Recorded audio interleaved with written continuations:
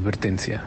El siguiente episodio contiene material que puede lastimar la sensibilidad de algunas personas debido a la naturaleza gráfica de los crímenes. Se recomienda discreción. Cada 13 de julio se conmemora un aniversario sombrío en la historia de Chicago. En una casa, un asesino en masa torturó, agredió sexualmente y finalmente asesinó a 8 enfermeras. Bienvenidos a Juego de Asesinos.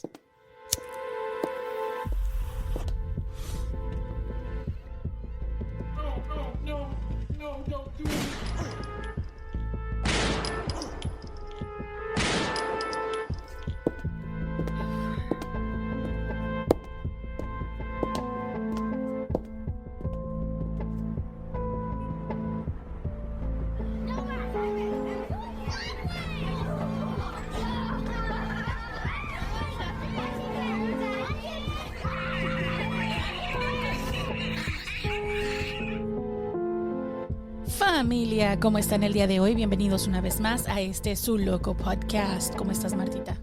Bueno. Todo está bien, no te preocupes. Está bien. Yeah, I'm fine. Everything's fine. We're all fine. So, ya estamos mejorando. Kiki ya está mejor. Sí, pero esperamos que ustedes estén pasando un bonito día, que la estén pasando chido, que estén teniendo, no sé, buena semana de trabajo. Así que espero que lo que sea que estén haciendo les esté yendo muy bien, que todos estén bien, contentos. Ya casi llegan los holidays. Díganos si tienen algún tipo de plan o si planean hacer algún tipo de algo, no sé. Recuerden que nosotros siempre les estamos recordando suscribirse, like, comentar. Así que con más de 4 palabritas, déjenos en los comentarios qué van a hacer, cuáles son sus planes para las fiestas. Y si no lo han hecho, nos pueden seguir en social media. Aparecemos como @Juego de Asesinos_podcast. Y tenemos el Linktree ahí donde pueden encontrar nuestras páginas personales.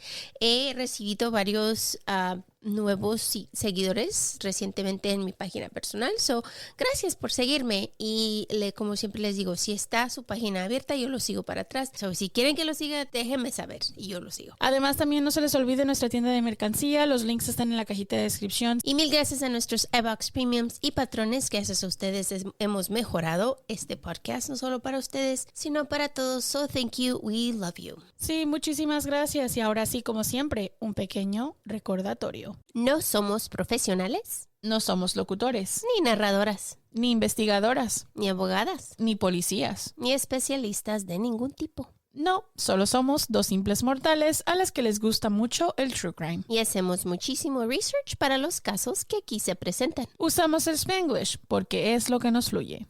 Este podcast es una combinación extraña entre true crime y risas. Y no nos reímos del crimen. Ni de las víctimas. Nos reímos de nuestros muy malos ejemplos. Malísimos. Tonterías. Mala pronunciación. Usually me. Yeah, me too. Entre otras cosas. Si en algún momento crees que el true crime y la risa no van de la mano, no somos el podcast para ti. Sorry, bye. Lo sentimos, no te vamos a gustar, créenos. Pero te agradecemos que hayas intentado. Y esperamos que encuentres el podcast de tu agrado dentro de cualquier plataforma donde escuchas podcast. Yo soy Marta. Y yo soy Kiki. ¿Están listos? Vamos a jugar.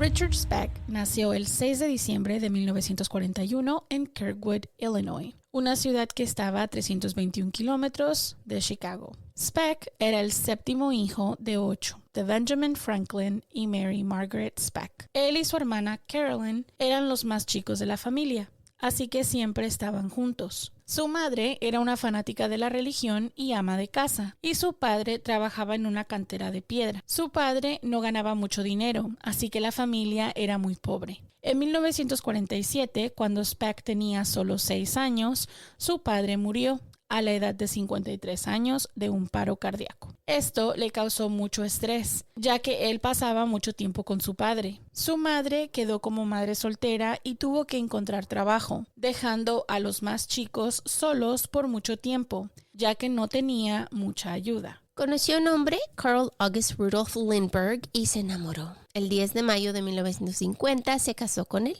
Lindbergh era de Texas y estaba visitando Chicago cuando la conoció en un tren. cuando ella iba rumbo a casa después del trabajo. Lindbergh trabajaba vendiendo pólizas de seguro y viajaba mucho. Lo que no le dijo era que tenía un récord criminal por conducir ebrio y por robo. Después de casarse, su madre se mudó a Texas con él y dejó a Speck y a su hermana Caroline con una hermana mayor que era casada para que los niños terminaran el segundo grado. En cuanto los niños terminaron la escuela, entonces fueron enviados con su madre y su nuevo padrastro a Texas, ya que pues eran los únicos que quedaban en casa que eran menores de edad. Durante los próximos 10 años, la familia se mudó 10 veces. Usualmente en vecindades pobres, ya que para eso su padrastro dejó de trabajar y bebía todo el tiempo. Speck odiaba a su padrastro, ya que abusaba físicamente a todos en la casa. Lo único que lo salvaba era que en muchas ocasiones se iba de la casa por tiempos largos, y así descansaban de sus abusos.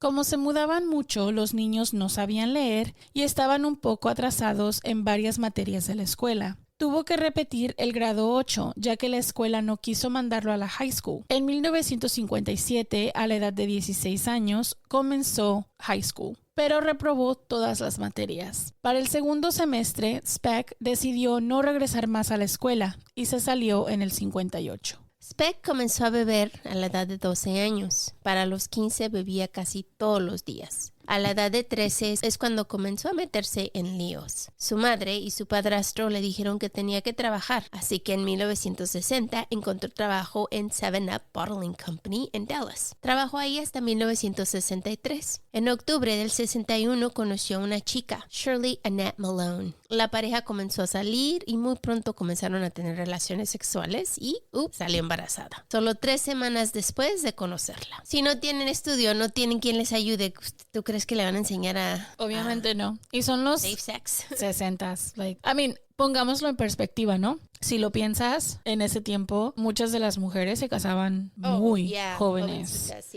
O sea, muy jóvenes, y estamos hablando de que había muchas personas que fueron víctimas. Oh my God, yeah. De hombres que venían y se las, quote unquote, robaban y eran niñas. Trapitos al sol de la familia. Mi tía, que en paz descanse, la señora que ya murió, nos contaba una historia como que si fuera... Me dio mucha tristeza porque digo yo, en ese tiempo ellas no la miraban muy fuera de lo común, ¿no? Entonces ella nos contó una historia donde ella dijo que un chico grande, ya de 19 años, 20 años, su esposo, la encontró en el monte, estaba trabajando con su papá y la amenazó con una pistola y se la llevó a su casa. Y pues claro que ustedes saben, al llevársela a la casa, pues hizo lo que quería hacer con ella. Y cuando ella trató de regresar a casa con mis abuelos, ellos no la aceptaron porque según ellos estaba sucia. Y no porque había tenido relaciones sexuales con un hombre. Entonces desde los 14 años en adelante ella se quedó con este hombre abusivo, horrible, que uno de las peores personas del mundo. Y pues se casaron.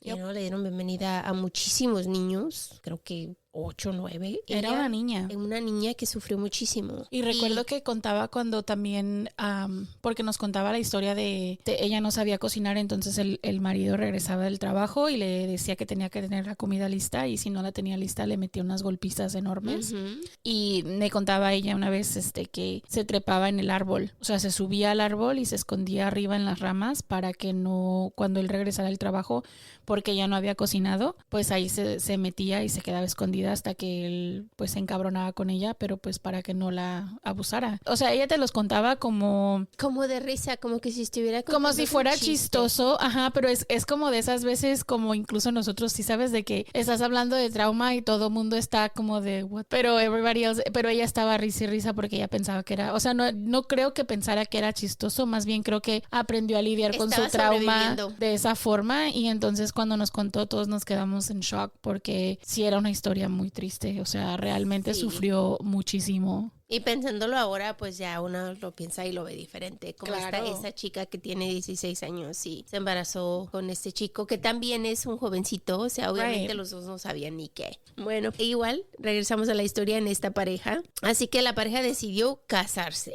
El 19 de enero de 1962 se casaron. Como eran jóvenes, no tenían dónde ir y tuvieron que mudarse con su hermana y con el esposo de su hermana. Su madre también vivía ahí, ya que en ese tiempo su madre había decidido dejar a su marido. Su hija nació el 5 de julio de 1962 y el día de su nacimiento su padre fue arrestado cuando estaba en un bar tomando, molestando a las personas. Cuando salió del bar esa noche, pues se puso andaba muy ebrio, andaba muy corajudo, empezó a pelear con personas y pues se lo llevaron a la cárcel. Imagínate. Así que la madre tuvo que dar a luz solita. Solo meses después, su esposa le pidió divorcio y pues se terminó la relación. I can't blame her. No la culpo. O sea, era lógico que los chances de que las cosas funcionen, y aparte no estaríamos aquí contando esta historia si hubiera funcionado. Right, pero de ahí en adelante él ya no miró a su hija más, o sea, esa fue.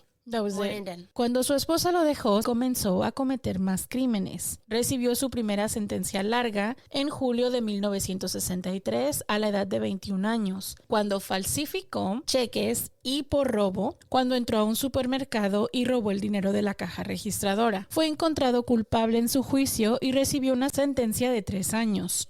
Salió en 16 meses por buen comportamiento. Una semana después de salir, fue regresado por asalto, ya que este crimen había violado sus reglas de libertad condicional. Salió poco después y siguió cometiendo crímenes, hasta que por fin decidió mudarse a Chicago a vivir con su hermana. Su cuñado le encontró un trabajo y comenzó a portarse bien, entre comillas. Pero su trabajo se terminó rápidamente y ahí es cuando continuó su vida de crimen. El 9 de enero iba caminando a su casa cuando miró a una chica en el estacionamiento de sus apartamentos. La chica había llegado a casa del trabajo y cuando se bajó del coche, Speck la atacó.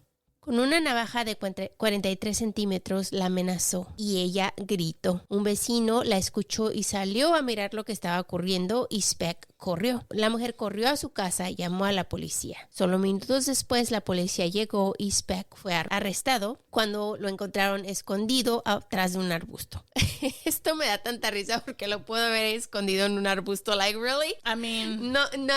Nadie me mira. Meses después salió otra vez por buen comportamiento. Cuando salió encontró un trabajo en una empacadora de carne, pero se accidentó 6 veces en el coche de trabajo porque él llevaba los pedidos. Hagan de cuenta que llevaba los pedidos de carne a establecimientos o lugares que ordenaban, pero iba borracho. Porque seguía tomando. Según él trabajando, tomando, conduciendo. No se mezclan. Entonces, después de 6 accidentes, la empacadora le dijo, ¿sabes qué?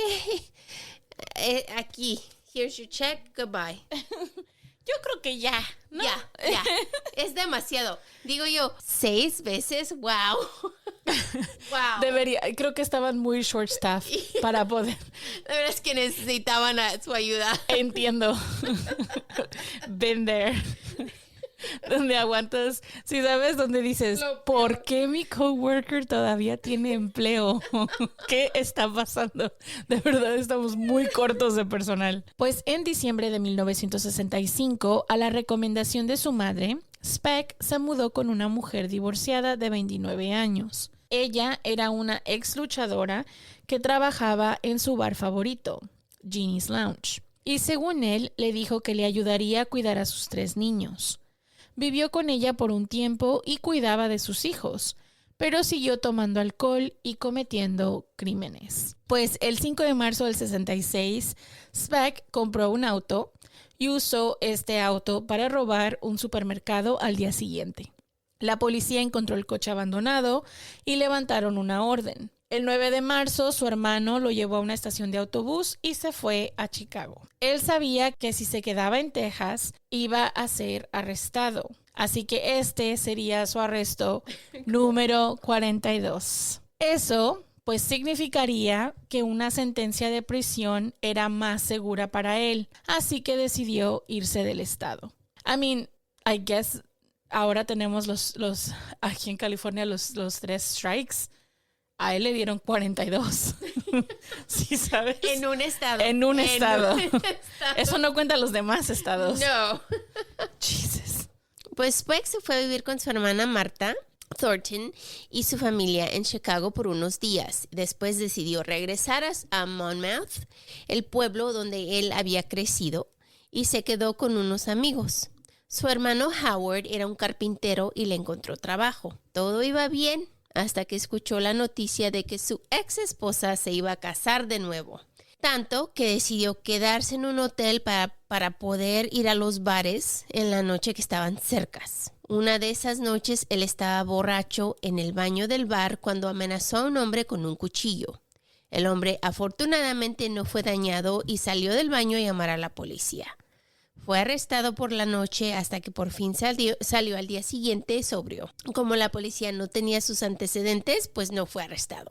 Era así como que, you're drunk, buddy, vamos a meterte aquí, para que se te baje y ya te puedes ir. Y esto pasó.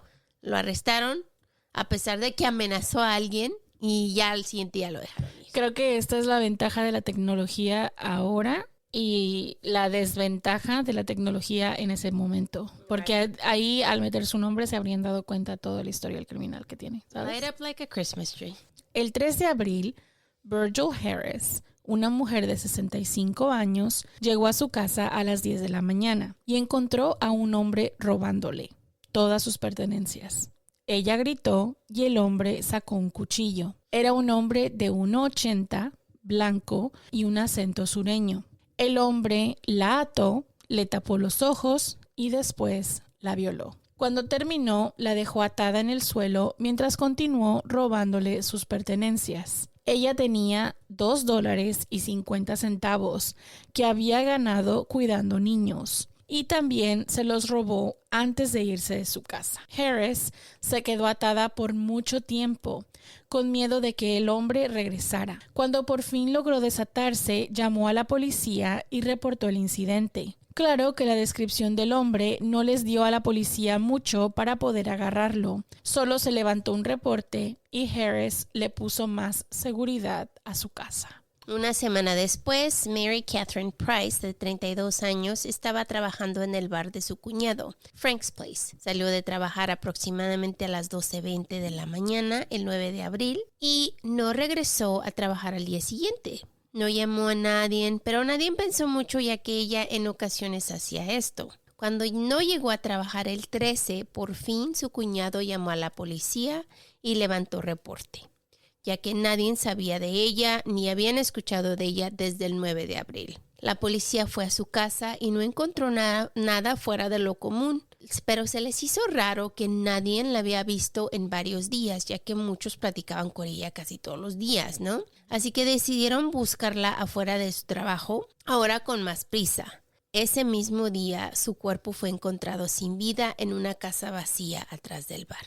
El médico forense la recogió y le llamaron a la familia para identificarla, ya que era la única persona en el área que se había perdido, había sido reportada, estaba justo atrás del bar donde la estaban buscando. Obviamente sabían que era ella y pues claro, la familia la identificó. Se determinó que murió de un golpe al abdomen que fue tan fuerte que le rompió el hígado y eso fue la causa de su muerte. Speck iba al bar Frank's Place con mucha frecuencia y en varias ocasiones se pasaba el tiempo en la casa abandonada. Todos en el pueblo sabían esto y la policía decidió entrevistarlo cuando él llegó a recoger su último cheque en su trabajo el 15 de abril. Él les dijo que no sabía nada. Como la policía no tenía nada para ligarlo con el crimen, solo le pidieron que por favor no se fuera del pueblo, ya que querían entrevistarlo una vez más, con la esperanza de encontrar más evidencia.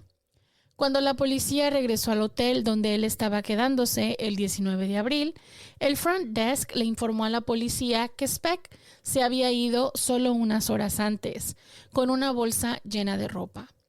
Según ellos, él les dijo que iba a la lavandería a lavar su ropa, pero la realidad es que se había marchado del pueblo. Obviamente ya sabía que ya sabía que la policía lo tenía en su mente. Uh-huh. La policía les pidió a las personas del front desk que abrieran la habitación donde Speck se había quedado. Y es cuando la policía descubrió joyas y pertenencias que fueron reportadas como robadas de la casa de Virgil Harris, la mujer que violó. También encontraron más cosas que fueron reportadas robadas de otras casas en el área solo semanas antes. Ese mismo día, Speck se subió a un autobús y regresó a la casa de su hermana Marta. Cuando Speck llegó, les contó una historia tan rara que Marta pues no le creyó. Marta y su esposo tenían una casa grande ya que ella era una enfermera y su esposo trabajaba en la estación de trenes. Su cuñado nuevamente trató de encontrarle trabajo y lo llevó a la oficina de US Coast Guard, ya que él era un ex marinero y pensó que tal vez ahí le podía encontrar un trabajo. Claro, pues él está tratando de sacarlo. Para que Sí. se salga de su casa más que nada, me imagino, ¿no? Probablemente, y para que salga adelante ha de haber dicho, o sea, ya haz tu vida, ¿sí sabes? O algo, Right. no sé. Pues la aplicación requería un background check, así que le tomaron su foto, le tomaron sus huellas. Solo semanas después encontró trabajo y comenzó a trabajar tiempo entero. El 3 de mayo, Speck se levantó con un dolor inmenso en el estómago y lo llevaron al hospital, donde se determinó que tenía apendicitis. Después de su cirugía, regresó a la casa de su hermana Marta, según él, a recuperarse. Así que la pobre Marta, o sea, la entiendo. Tiene tan mala suerte como tú, que le cae el hermano. ¿Será el nombre? ¿Será parte del...? Oye, Maybe. no lo había pensado. Voy a cambiar de nombre. Tenemos que buscar el common denominator para esta situación. It's me. I'm the problem. Pues para el 11 de julio, la familia de Marta estaba harta de él, ya que no tenía trabajo y pues ellos lo estaban manteniendo. Ustedes saben, el muerto y el arrimado a los 3 días apesta, Apesta. ¿no? Yeah. Bueno, eso decía mi abuelita. Yeah. En paz descanses, abuela. En paz descanses, abuela. Pues él empacó sus maletas y entonces decidió irse a vivir a una casa de personas sin hogar en el sur de Chicago. En los días siguientes, Speck pasó su tiempo de casa sin hogar en casa sin hogar, que son como estos halfway houses, que sí son un hogar, pero no son ni shelters ni nada por el estilo, solamente son como para echarte la mano para que salgas adelante. Sí, son casas como para personas que salen de la cárcel o personas que, no familias, sino Right. y personas individuales, o sea, Y vives hombres, con mujeres, un grupo, y ajá. vives con un grupo de hombres y mujeres y puedes vivir ahí por un tiempo, no es todo el tiempo. Y tienen dar reglas. límite, y tienen reglas, tienes que llegar a cierta hora, tienes que... Y te dan supuestamente, cama, eso. ajá, y aparte también tienen como resources donde te apoyan para que para vayas a encontrar trabajo y todas estas cosas. Les llaman halfway homes. Pues él estaba pasando su tiempo de una en otra, ¿no? No podía regresar con su hermana, obviamente. No podía encontrar trabajo, entonces, pues, nada más andaba vagando por ahí. Siguió en bares con el poco dinero que le quedaba hasta que encontró a Ella May Hooper en un bar. Después de tomar con ella un buen rato, la amenazó con su cuchillo y se la llevó a un hotel, donde la violó y le robó $16 y una pistola calibre 22. La dejó atada en el cuarto de hotel y regresó al bar, donde se quedó hasta las 10:20. Cuando salió, caminó aproximadamente 2.4 kilómetros. Cuando llegó a East 100th Street, donde estaba una casa de enfermeras en el centro del pueblo. El 13 de julio de 1966, a aproximadamente las 11 de la noche, Speck se metió a la casa de enfermeras quebrando una ventana al lado de la casa. La casa era una casa para enfermeras que trabajaban en el hospital South Chicago Community Hospital. Cuando entró, se dio cuenta que estaba en una casa llena de mujeres. Y es ahí cuando comenzaron los asesinatos. Patricia Ann Matusek nació el 5 de diciembre de 1945 en Chicago. Joseph y Bessie Matusek solo le dieron la bienvenida a 2 hijas. Patricia era la mayor. Patricia era una niña bondadosa que era callada pero feliz. Su apodo desde que era pequeña era Pat. Y así es como todos la conocían. Era inteligente, activa, siempre cuidaba niños. Todos en su vecindad la llamaban cuando necesitaban niñeras, ya que los niños la amaban. Desde pequeña le dijo a sus padres que ella quería ser enfermera. Y cuando se graduó de la high school, inmediatamente se metió a la universidad y comenzó sus clases de enfermería. Tenía novio y la pareja tenía planes de casarse después de su graduación. Así que esta casa donde ella vivía junto con las demás mujeres era como una casa de enfermeras, pero aún no estaban por graduarse. Hagan en cuenta que se iban a graduar en agosto y ya todas estaban, pero como estaba cerca del hospital donde como hacían sus horas, pasantes. Como pasantes de enfermería o cuando estás haciendo las prácticas profesionales. Sí, y hacían así. sus prácticas en el hospital, tenían todo cercano, así que vivían todas juntas. Esto era normal, hacían esto todo el tiempo en todas las comunidades donde vivían muchas, les llamaban casas de enfermeras, ¿no? Uh-huh. Ella tenía novio y como les digo, la pareja tenía planes de casarse después de que ella se graduara y saliera de la escuela de esta casa, ¿no? Uh-huh. Speck la encontró en el baño, le pegó fuertemente en el estómago, le explotó el hígado. Y también después de hacer eso, la estranguló hasta que dejó de moverse. A ella la llevó al baño, le pegó en el estómago, le hizo lo mismo que la otra víctima, uh-huh, donde le explotó el hígado y la estranguló para, según él, cerciorarse que estaba ya sin vida.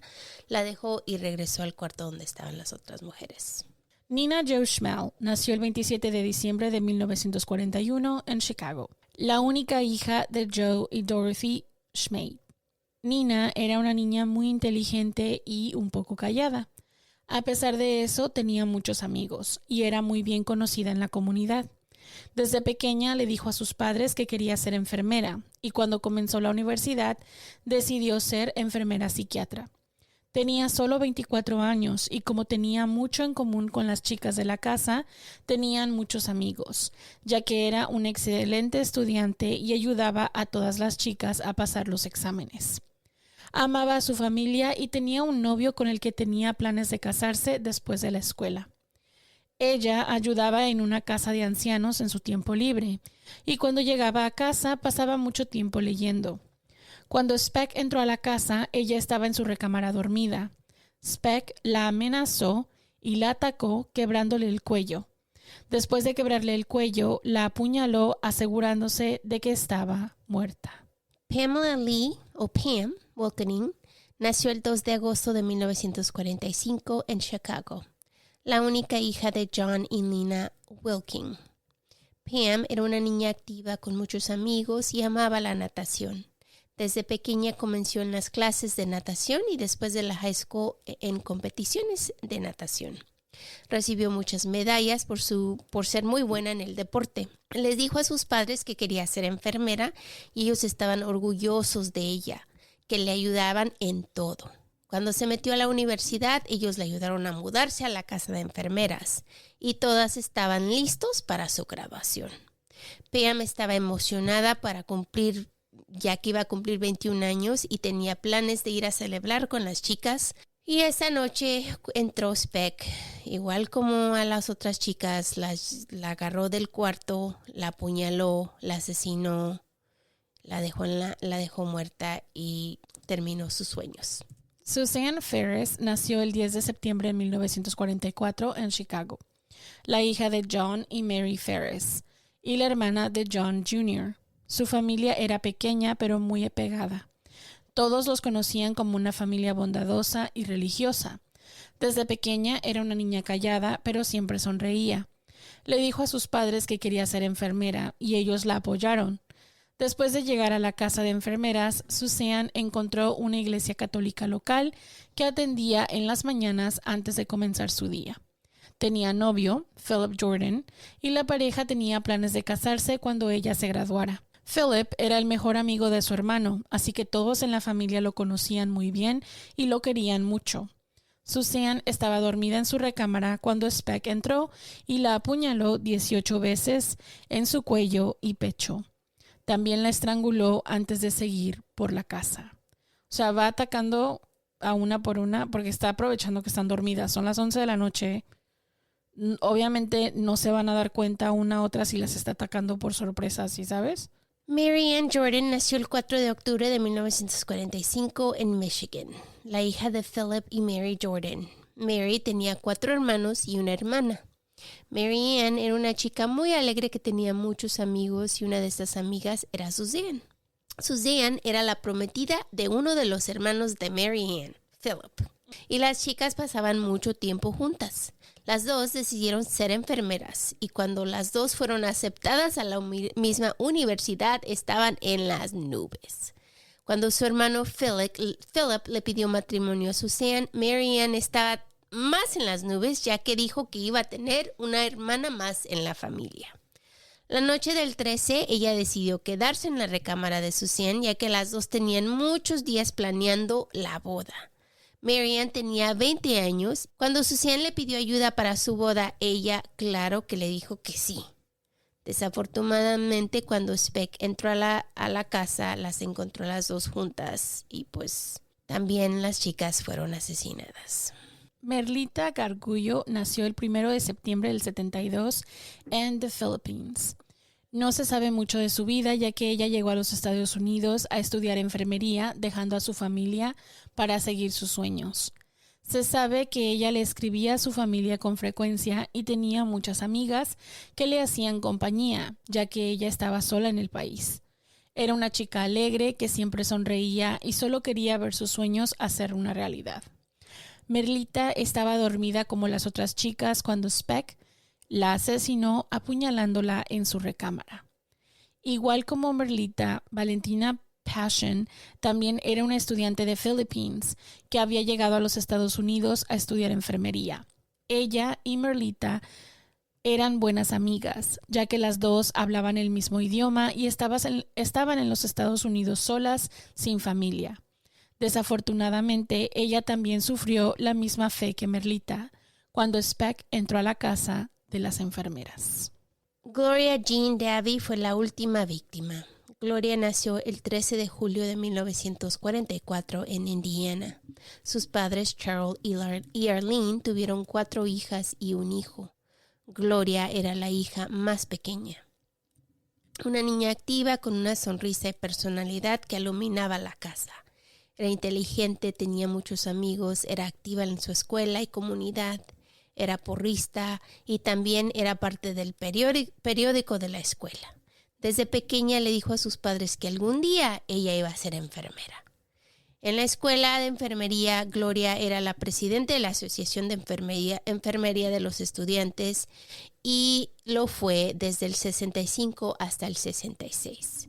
Atendió la Universidad de Northern Illinois y comenzó a trabajar en Mercy Hospital junto con las demás enfermeras de la casa hasta que se iban a graduar. O sea, estaban haciendo sus horas como Kiki y yo les dijimos hace rato. Uh-huh. La noche del 13 de julio, Gloria estaba en su recámara y no se esperaba nada de esto.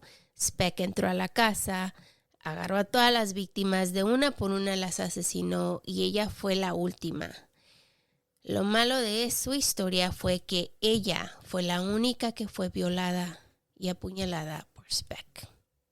Gloria tenía solo 22 años y fue apuñalada tan profundamente que su muerte fue muy rápida. ¿Cuál es su afán o por qué tanta violencia tan desatada hacia las mujeres en específico? La violencia, o sea, la forma de asesinarlas a todas es muy agresiva, muy personal, muy emperrado, si sabes, como que está bien encabronado con ellas y es como que dices, ok, cabrón, ¿como por qué? ¿Sí sabes? O sea, ¿cuál es tu...? Sí, porque si te pones a pensar sobre su historia, realmente, o sea, su madre era abusada por su padre, pero que digas que su madre lo abusó sexualmente, no, nunca fue abusado sexualmente por nadie, no tenía la misma agresión que hemos visto de otros asesinos en serie contra mujeres que como... Entonces, pues digo, ¿de dónde vino esto? ¿De dónde sacaste esto? Porque desde que le hicieron los exámenes a Speck, le hicieron exámenes pues con un psicólogo en su cabeza porque pues pensaban que algo estaba mal. Claro, algo está mal. Pero desde que le hicieron, según ellos dijeron que era un agresor sexual. Claro que es un agresor sexual, pero es como no todas sus víctimas fueron y trataron de darle como una categoría, un label, le trataron de darle un label, pero en ese tiempo realmente no tenían cómo llamar lo que él estaba, la agresión que él tenía contra las mujeres, no sabían cómo llamarlo. Porque entonces, es real, o sea, el hecho, podríamos decir, es misoginia pura, es odio directo hacia las mujeres. sin intención. No siempre había intención sexual. Había intención sexual con algunas víctimas, no con todas. Y si se ponen a pensar en las víctimas, todas son diferentes, porque todas las enfermeras estaban jóvenes, de la misma edad, todas casi eran similares, pero también tenemos a las personas, a las mujeres mayores que también sí, porque era lo que te iba a decir, agredió a no una... tenía víctima que digas, este es su tipo. Ni tampoco tenía, o sea, modus operandi en cuanto a procedimiento, era más como, si sabes lo que... Oportunidad. No tener modus operandi era su modus operandi. Per se. Porque era de oportunidad, porque la mujer del bar en los 30 años, la señora que entró a su casa de 50, 60 años, sí, y las y todas chicas tienen... de 20 años, todas diferentes. Su MO era que entraba a sus casas a robar. Y ya de ahí decidía qué hacer, porque realmente todas, sí hay un par que tienen muertes similares, pero no todas, o sea, todas mueren de violencia, pero en unas infligió violencia de una forma y en otras infligió violencia de otra forma. Entonces era como muy confuso entender qué era lo que estaba pasando por su mente. Realmente tiene odio, pero para saber por qué está es muy raro, porque en su historia, por lo menos lo poco o mucho que sabemos de él hasta ahorita, no hay un indicio que digas, pues por esto odia. No. Sí, ¿sabes? Y por eso es tan violento. Lo que normalmente miramos una persona como él no lo tiene. Claro, porque siempre diríamos, seguramente tuvo un problema, trauma de mamá o un trauma de, no sé, alguien en su familia, porque incluso hay asesinos en serie donde amigas de la mamá que los tocaban, o sí, ¿sabes? Y entonces ahí dices, ok, se entiende, no se entiende, pero ni justificación, pero es como de, ok, de ahí viene el odio, y entonces lo... Pero en este ejemplo no, porque todas las mujeres en su vida lo ayudan. Sus hermanas lo cuidan, lo dejan vivir con ellas. O sea, ¿me entiendes? O sea, la mamá lo cuida, hasta le ofrece otras cosas que hacer para sacarlo adelante. O sea, realmente no se entiende. La conexión no da. A ver, no da. Bueno, la única cosa que puedo pensar más o menos es, las esposas que tuvo, sus relaciones afectuosas no funcionaron. Pero nomás tuvo una. Pero al final del día sus relaciones afectuosas no funcionaron por él. Porque él era borracho. Porque él era borracho y agresivo. Right. No tenía nada que ver el uno con el otro. So it's like, esta historia sí me... O sea, realmente, y no lo digo porque quiero justificarle, quiero saber de dónde viene su agresión. Tanta maldito odio. ¿Por qué tienes tanto odio? Se me hace muy increíble. Pues la historia dice que Speck entró a la casa de las enfermeras y con un cuchillo primero las agarró de una por una y en sus recámaras las asesinó. Solo violó a su última víctima. Se cree que porque no tenía ayuda no pudo violar a más. Una chica, Corazon Amuro, estaba abajo de la cama cuando Speck llegó y como él no la miró, ella se fue rápidamente del cuarto sin que él se diera cuenta. Como había tantas mujeres, él nunca supo que había 9 en la casa y no 8. Ella estaba en la casa visitando a una amiga, así que no era parte del grupo. Era amiga de Merlita y Valentina. Corazón salió de la casa y pidió ayuda.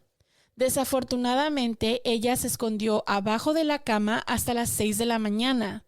Cuando él se fue, ella fue a pedir ayuda. O sea que ya había pasado toda la noche y horas y horas y horas. La policía llegó rápidamente y ella les dio la descripción del hombre, pero era todo lo que tenían de él. Sí fue a pedir ayuda, pero no salió cuando él estaba dentro por miedo que la iba a agarrar. Entonces, digo yo, pobrecita, imagínate estar ahí con miedo de que te encontrara. Pues sí.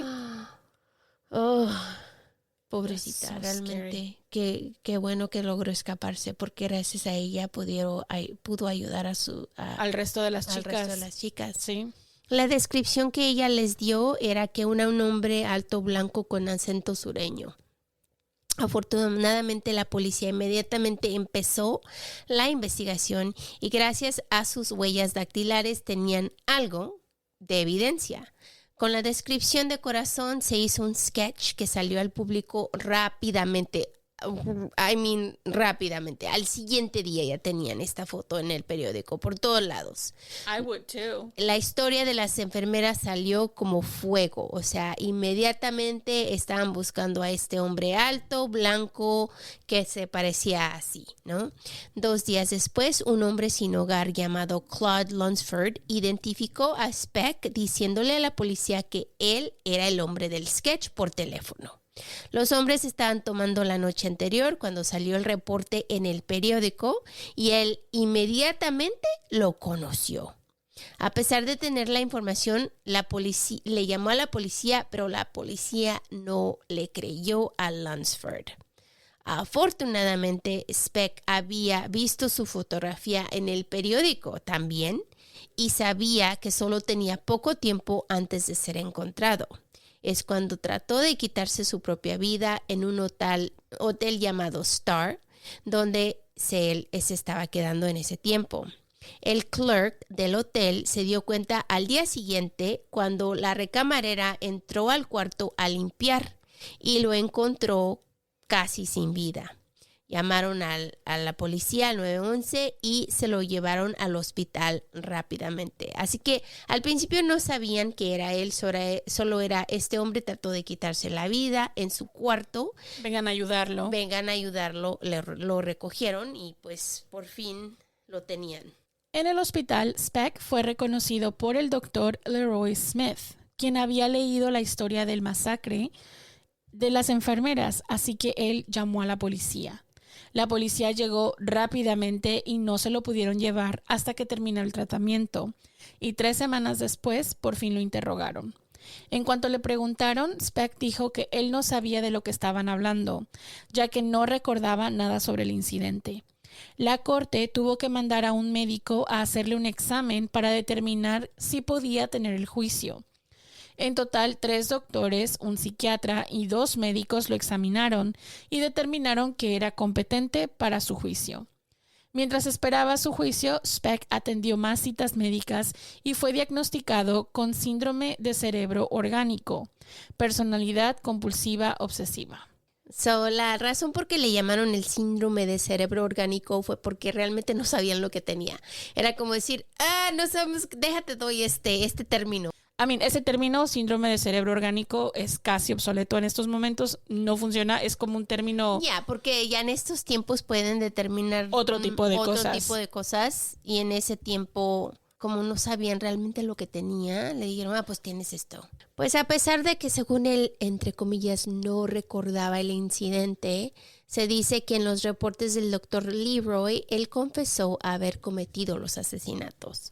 El doctor no pudo testificar durante su juicio ya que Speck estaba bajo influencia de drogas psicóticas cuando él confesó y el doctor no pudo usar el reporte pues en el juicio por eso mismo. Su juicio comenzó el 3 de abril de 1967 en Peoria. Y tenía el juicio un gag order. Acuérdense, un gag order significa que nadie puede hablar del juicio o de lo que está pasando adentro del juicio hasta que no termine. En esos tiempos te podían tener reporteros, cualquier persona podía entrar al cuarto a mirar un juicio.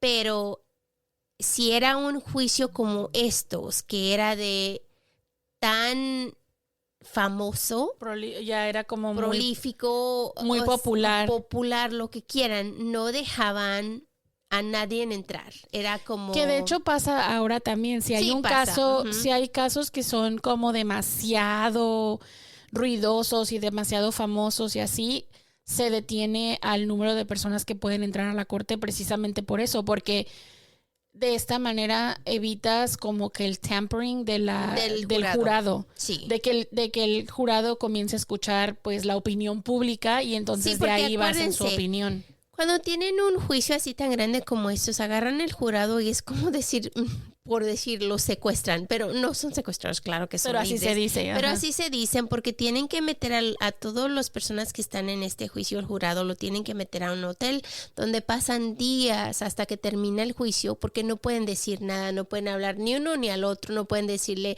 ni su familia, ni sus amigos, ni a nadie. O sea, Pero obviamente tienen que estar totalmente aislados hasta que termina. Entonces, al tener un gag order, también ellos son forzados a permanecer Callados.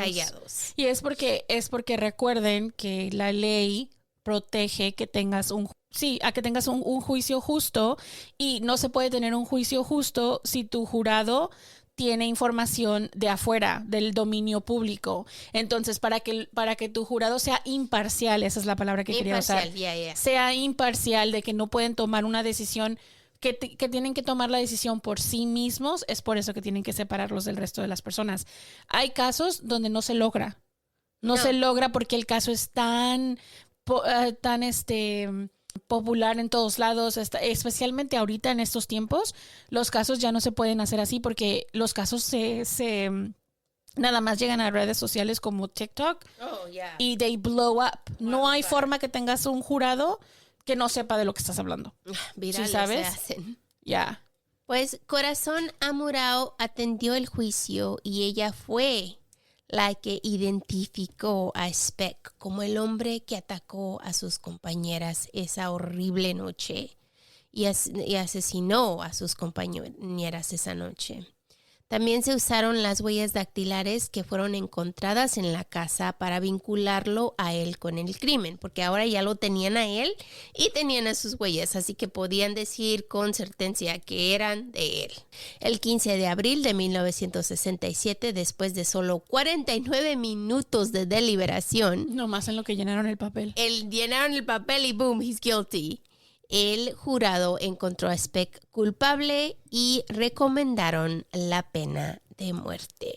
Lo bueno es que esta mujer, Corazón, la estrella del show, a pesar de lo que miró, a pesar de lo que sufrió, a pesar de ahora tener que, me imagino, ha de estar aislada de todos por su protección. Survivor's guilt. Imagínate, pobrecita.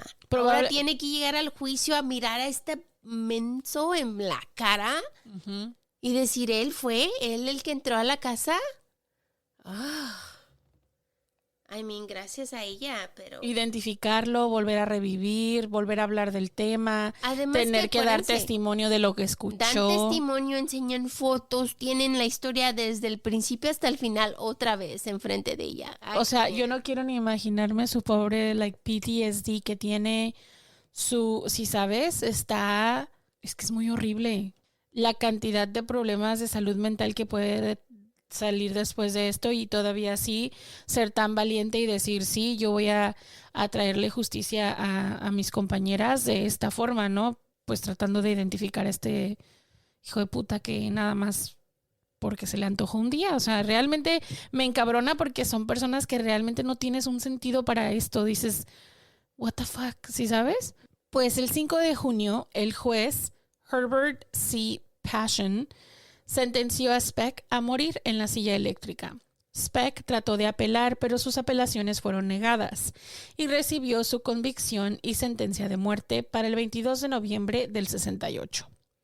El 28 de junio de 1971, la Corte Suprema de los Estados Unidos revirtió su sentencia de muerte, porque más de 250 jurados potenciales habían sido excluidos inconstitucionalmente de su jurado debido a sus creencias religiosas o de conciencia contra la pena capital.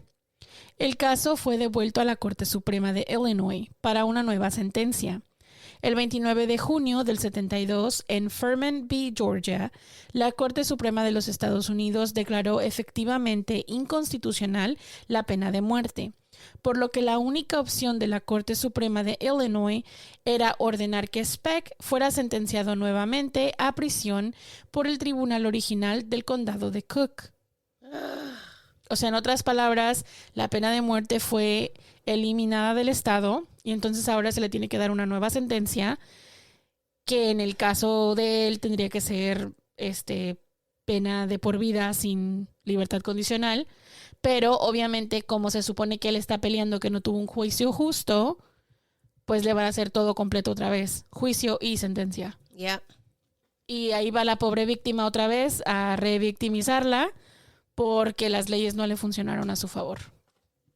El 21 de noviembre de 1972, en Peoria, el juez Richard Fitzgerald volvió a condenar a Speck a una pena de entre 400 a 1,200 años en la prisión. 8 condenas consecutivas de 50 a 150 años, que luego se redujo a entre 100 a 300 años. Se le negó la libertad condicional en 7 minutos en su primera audiencia de libertad condicional el 15 de septiembre de 1976 y en 6 audiencias posteriores. Durante su encarcelamiento en el Centro Correccional de Stateville, en Crest Hill, Illinois, a Speck le pusieron el apodo The Birdman, hombre pájaro, por la película El hombre pájaro de Alcatraz, ya que tenía un par de gorriones que volaban a su celda. Lo describían como un solitario que coleccionaba sellos y disfrutaba escuchando música. Sus contactos con el director incluían peticiones de camisas nuevas, una radio y otros objetos cotidianos. El director simplemente lo describió como, y lo citaré, un condenado a no hacer nada. End quote. Speck no era un preso modelo. A menudo lo pillaban con drogas o alcohol ilegal destilado. O sea, si no saben cómo hacen el alcohol en la prisión. Miren. No quiero, no, me la trauma. No. Pero búsquenlo, si les interesa, búsquenlo. Solo que no quiero contarlo porque me da muchísimo asco. El castigo por tales infracciones nunca lo detuvo. Lo voy a citar. ¿Cómo voy a meterme en problemas? Llevo aquí 1,200 años.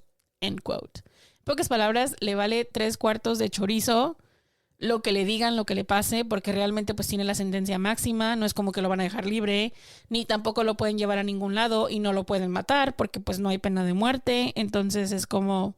Hago lo que hago y no whatever. Pasa nada. Ya no hay... No le pueden dar otra sentencia máxima. Ya tiene sentencia máxima, sí. Y no hay sentencia de muerte porque pues ningún otro... O sea, ningún delito que cometa dentro de la prisión, a menos que mate a otro preso, pues y otra le vez, cuenta. No le pasa nada porque no hay pena de muerte. Exacto. Entonces es como está que...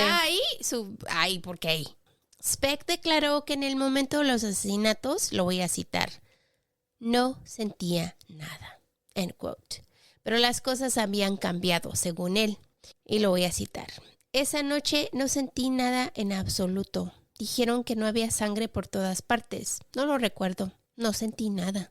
Lo siento muchísimo por esas chicas, por sus familias y por mí. Si tuviera que volver a hacerlo, sería un simple robo en una casa. End quote. El último pensamiento de Speck para el pueblo estadounidense fue, y lo voy a citar nuevamente, díganles que sigan odiándome. Sé que les levanta la moral. End quote. Poco antes del 5 de diciembre del 91, Speck fue trasladado del Centro Correccional de Statesville al Hospital Silver Cross en Joliet, Illinois, tras quejarse de fuertes dolores en el pecho. Speck falleció posteriormente en la madrugada el 5 de diciembre. De lo que se creyó fue un infarto, el día antes de sus 50 cumpleaños. El forense declaró que Speck tenía agrandamiento del corazón, efisema y arterias obstruidas, lo que probablemente contribuyó al infarto fatal. La hermana de Speck temía que su tumba fuera profanada, por lo que fue incinerado y sus cenizas se esparcieron en un lugar no revelado en la zona de Joliet. I thought que cuando estabas en prisión no te dejaban ir a ningún lado. Cuando estás en prisión te pueden llevar si tienes familiares, sí se pueden llevar tus cenizas o tu cuerpo a enterrar. Pues yo pensé que no te dejaban llevártelo. Pues a ellos sí los dejaron, pero por eso no sé si la ley ha cambiado, lo reciente. Maybe. I mean, es Illinois, es diferente que aquí. Que aquí en California. Mm-hmm. We'll be back, we'll let you know. El padre de Patricia apareció en todas las audiencias de libertad condicional de Speck. Y su presencia llegó a simbolizar que el público quería mantener al asesino en prisión de por vida. Su padre se opuso firmemente a la libertad condicional de Speck, quien originalmente fue sentenciado a muerte en la silla eléctrica. Pero en 72 la Corte Suprema de los Estados Unidos declaró inconstitucional la pena capital. Incluso después de enfermarse demasiado para caminar, su padre llegó a la sala de audiencias de la Junta de Libertad Condicional en silla de ruedas. Sus padres fueron enterrados junto al lado de ella. Así que su padre no dejó de luchar por ella hasta su final, realmente. Hemos hablado de padres que hacen esto por sus hijos y pues no todos lo hacen hasta el final, como las historias que hemos cubierto recientemente donde 2 padres hasta en silla de rueda como pudo llegar para decir no, por favor no lo dejen en libertad, es peligro a la sociedad, es peligro para las mujeres. Y este hombre era que realmente muy agresivo y violento. Era agresivo, violento. Claro que lo que miramos en la televisión puede o no puede ser real. Y no hemos mirado varios shows donde él sale, según muchos dicen que pues hacía drogas, hacía cosas en la cárcel, se vestía de mujer. O sea, son cosas que realmente sabes si serán verdaderas, pero no hay récord. No hay récord. Cubrimos la historia nosotros como encontramos los datos. Con récord de corte. O sea, más que nada como que el área legal, por así decirlo, pero no en realidad el chisme. Right. Porque el chisme hay un montón, sí. Porque yo, o sea, hubo varios shows donde lo exactamente o así, y que hablaba mucho de los pájaros, que por eso le llamaban Birdman. A mí yo creo que si habría un chisme al que le creería un poco más sería como al libro de John Douglas, donde habla sobre las entrevistas que hizo asesinos en serie, que se hizo un show que se llama Mindhunter en Netflix. El libro se llama igual, pero es de John Douglas, que es un agente de FBI que llevaba pues este tipo de información. O sea, él estaba con su amigo Ressler haciendo la perfilación criminal en el FBI y todo esto. Entonces, ¿creerías tú que, por ejemplo, su telling de las cosas pues puede ser un poco más apegado a la realidad? Pero de ahí en fuera todo lo demás que se sabe pues es mera especulación. Entonces, si ustedes saben más, déjenos saber. O sea, a nosotros nos encanta aprender. Es algo que nos entusiasma, además, saber nuevas cosas que no teníamos ni idea o que no habíamos escuchado antes, porque este tipo de casos son muy locos, pero muy interesantes. Muy interesantes, pero igual hay mucha información que ha salido sobre ellos en varios shows. Y ustedes saben los shows que se hacen en Netflix o que salen por televisión siempre son más por drama. Dramáticos. Sí, porque hay que ponerle pues enjundia a la cosa, ¿no? O sea, hay que ponerle un poquito más de para que la gente lo mire. Right. Entonces, morbo. ¿quién sabe? Morbo. ¿Quién sabe si es real? ¿Quién sabe si ocurrió? O sea, nunca sé, realmente la historia, solo las personas que tal vez estuvieron en la prisión con él te pueden decir cosas de él. O como te digo, de que era un hombre raro, sí, de ahí sí te lo doy. Obviamente sí. Obviamente tenía problemas de salud mental. Así que quién sabe cómo habrá actuado dentro de prisión, quién sabe cuáles eran sus... Bueno, si tienen más información, déjenos saber. Hemos llegado al final del episodio. Acuérdense, dejen más de 4 palabras. Sí, porfis. Porque eso sí nos ayuda un montón. Ahorita estamos... Kiki, no te juntes con Marta porque es mala suerte. Hashtag salvemos a Marta. Hashtag Marta es mala suerte. No. Whatever, entienden. Bueno, familia, 1000 gracias por estar con nosotros nuevamente. Acuérdense, sin ustedes no estaríamos aquí. Tengan lindo fin de semana. We love you guys. Goodbye. Bye bye. No olvides suscribirte, dejarnos un review, tu like y comentario, que son de mucha ayuda. Para ver fotos referentes a los casos que cubrimos y los links a nuestra tienda de mercancía, date una vuelta por nuestras redes sociales, Facebook, Instagram, donde aparecemos como @juegodeasesinos_podcast. También tenemos TikTok, no se te olviden. Estamos en Spotify, Apple, Google, Spreaker, Amazon y todas las plataformas donde escuchas podcast. We love you. Gracias por escuchar.